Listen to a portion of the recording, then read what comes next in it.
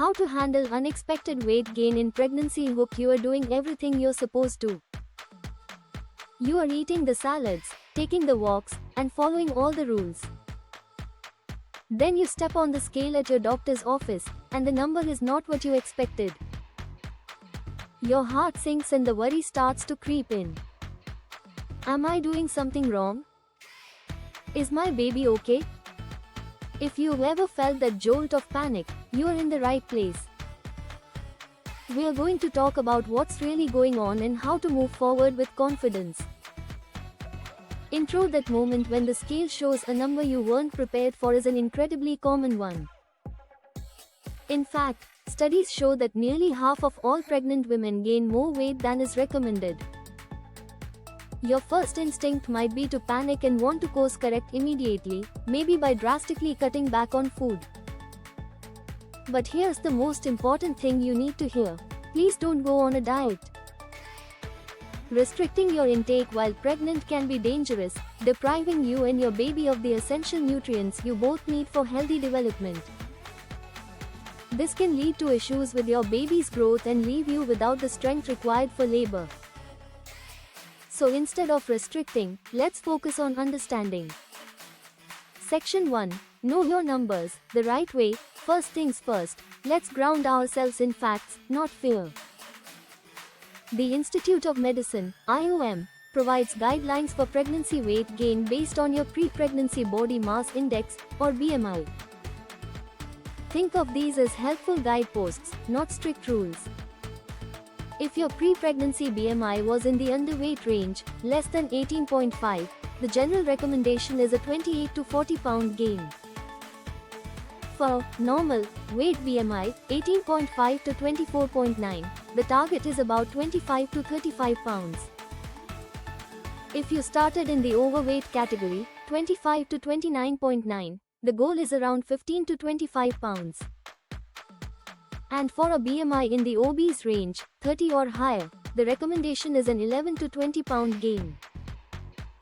Typically, you might gain about 1 to 4 pounds total in the first trimester, and then roughly a pound a week after that.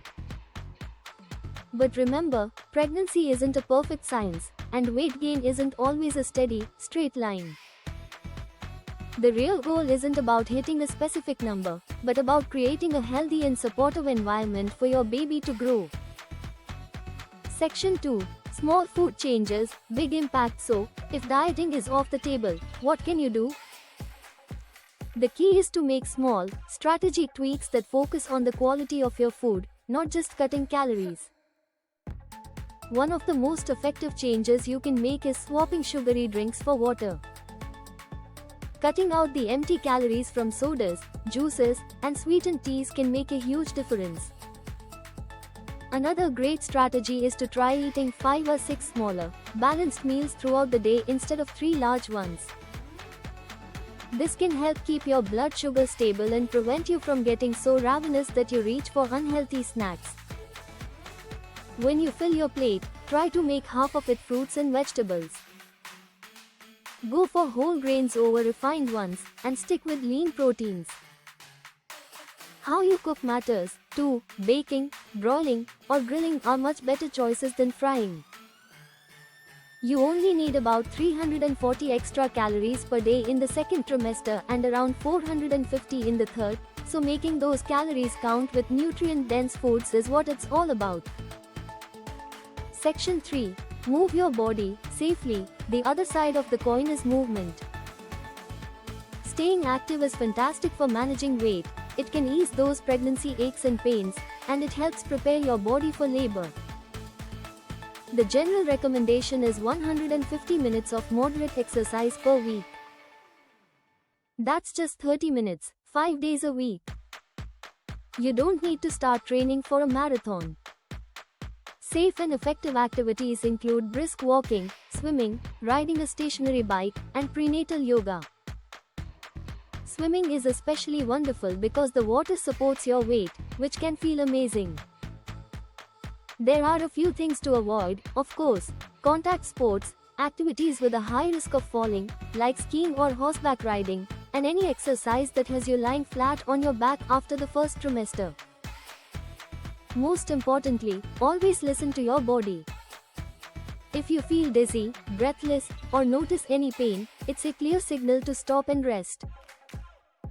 CTA, this whole journey is unique to you, and we can all learn from each other.